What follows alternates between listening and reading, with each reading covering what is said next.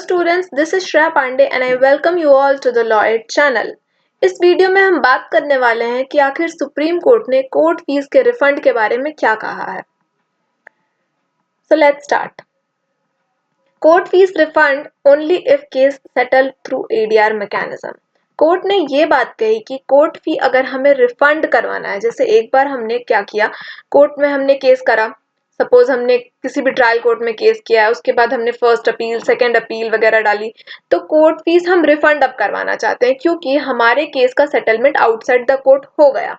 तो यहाँ पर कोर्ट ने कहा है कि आप कोर्ट फीस की रिफंड तभी ले सकते हैं जब आपने एडीआर मैकेनिज्म के थ्रू सेटलमेंट कराया हो.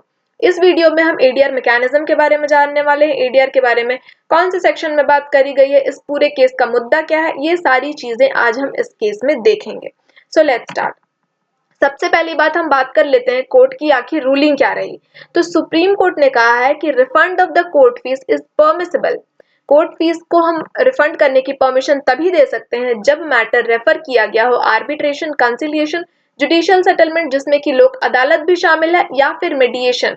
इन सब चीजों के द्वारा अगर आपने केस का सेटलमेंट करा है तो ही हम कोर्ट फीस रिफंड कर सकते हैं एंड नॉट अदरवाइज. मतलब किसी भी और तरीके से अगर आपने सेटलमेंट करी है तो we will not provide the refund of the court fees.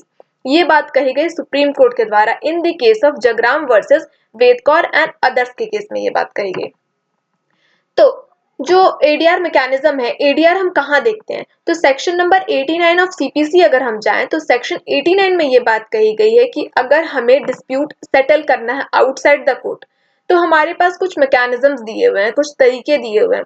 जैसे हमारे पास आर्बिट्रेशन का प्रोसेस है, कंसिलिएशन का प्रोसेस है, मेडिएशन है, जुडिशियल सेटलमेंट का प्रोसेस है. ये जो आर्बिट्रेशन कंसिलिएशन है, इफ यू ऑल नो कि आर्बिट्रेशन कंसिलिएशन एक्ट भी हमारे पास बना हुआ है, मेडिएशन के लिए भी पर्टिकुलरली एक्ट है हमारे पास, जुडिशियल सेटलमेंट अगर हम लोक अदालत के थ्रू करना चाहते हैं तो लोक अदालत के लिए भी हमारे पास एक पर्टिकुलर एक्ट दिया हुआ है. तो सेक्शन 89 में सिर्फ इतनी सी बात कही गई है कि अगर हमें आउटसाइड द कोर्ट सेटलमेंट करना है तो हमारे पास 4 प्रोसेस होते हैं: arbitration, conciliation, मेडिएशन and judicial settlement. तो ये सेक्शन 89 का क्रक्स है.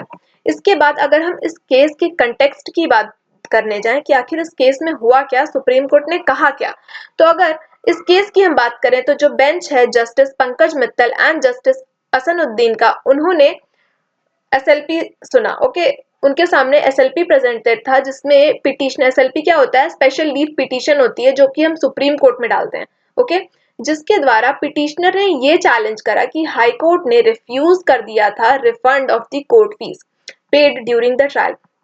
ट्रायल के दौरान पिटिशनर ने जो कोर्ट फीस दी थी, उसके बाद उन्होंने फर्स्ट अपील में भी फीस दी थी, कोर्ट फीस कुछ दी थी, फिर सेकंड अपील में भी उन्होंने court fees the.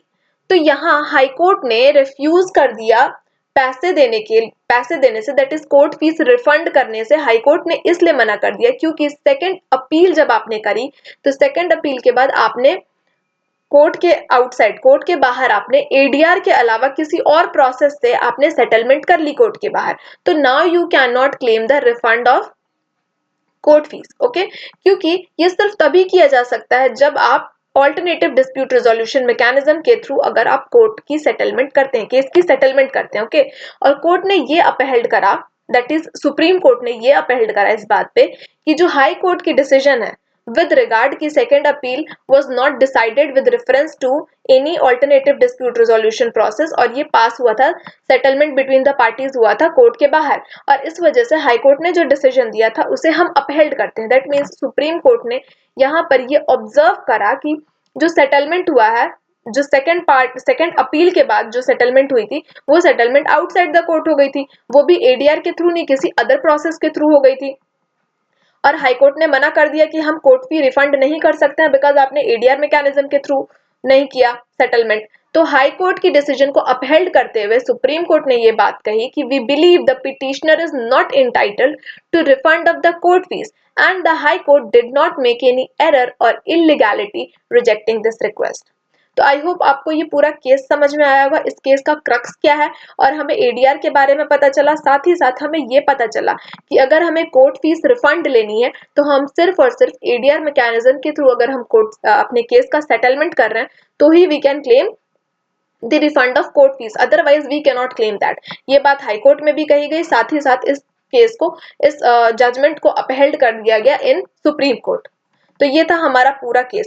I hope आपको इससे कुछ जानकारी मिली होगी, आपको समझ आया होगा कि एडीआर क्या होता है, इस पूरे केस का मुद्दा आपको समझ में आया होगा। इसी तरह की और लेटेस्ट जानकारी के लिए हमारे चैनल को सब्सक्राइब करिए, बिकॉज मैं इस तरह के और वीडियोस आपके लिए लेकर आने वाली हूँ। इस तरह के केसेस पढ़ के आपका ये फायदा हो सकता है कि आपकी क्लैरिटी होती है with regard to any section, किसी भी सेक्शन पर आपको क्लैरिटी मिलती है। साथ ही साथ कोर्ट के प्रोसेस को समझने के लिए इन चीजों का हमें नॉलेज होना जरूरी है, if we are law student या फिर आप प्रैक्टिसिंग एडवोकेट हैं। साथ ही साथ एक और बात बता दूं मैं कि कल दैट इज मंडे से मैं भारतीय साक्ष्य अधिनियम की क्लास स्टार्ट करने वाली हूँ, जो कि 1 से 1.5 घंटे की क्लास रहने वाली है। और मैं next week that is Monday से जब मैं क्लास स्टार्ट करने वाली हूँ, तो मंडे टू सैटरडे उसके बीच में मैं पूरा बीएसए कंप्लीट करवा देने वाली हूँ, दैट इज भारतीय साक्ष्य अधिनियम में कंप्लीट करवा देने वाली हूँ। और डेली हमारा लेक्चर आने वाला है शाम के 6 बजे। तो अगर आप मेरे चैनल से जुड़ना चाहते हैं तो हमें सब्सक्राइब कर लीजिए, और वो वीडियो आपके लिए बहुत ही हेल्पफुल होने वाला है अगर आप किसी भी स्टेट जुडिशरी की तैयारी कर रहे हैं। हमारे पास अभी छत्तीसगढ़ की नोटिफिकेशन आ चुकी है, गुजरात की नोटिफिकेशन आ चुकी है, हिमाचल की नोटिफिकेशन आई है, बट हिमाचल में तो पुराने लॉज पूछे जा रहे हैं। तो जिन भी जगहों पे जैसे छत्तीसगढ़ हो गया और हमारा गुजरात जुडिशरी हो गया, अब हम देख सकते हैं कि बिहार और यूपी की भी नोटिफिकेशन कभी भी आ सकती है। राजस्थान की भी सीट्स नोटिफाई कर दी गई है। वेस्ट बंगाल का एग्जाम हमारा मई में होने वाला है। तो इन सारे एग्जाम्स के लिए हमारे नए क्रिमिनल लॉज बहुत ही इंपॉर्टेंट हैं। तो कल से मैं वो सीरीज शुरू करने वाली हूँ। आप चाहें तो हमारे चैनल की प्लेलिस्ट में जाकर उन वीडियोस को देख पाएंगे। शाम के 6 बजे मैं वीडियो अपलोड करने वाली हूँ कल से, दैट इज फ्रॉम मंडे। तो मिलते हैं हमारे नेक्स्ट वीडियो में। साथ ही साथ मैं बता दूं, अभी मैं स्पेसिफिक रिलीफ एक्ट की क्लास चला रही हूँ, जो कि शाम के 5 बजे डेली अपलोड होते हैं। आप चाहें तो स्पेसिफिक रिलीफ की क्लास भी कर सकते हैं। मिलते हैं हमारे नेक्स्ट वीडियो में, तब तक के लिए थैंक यू।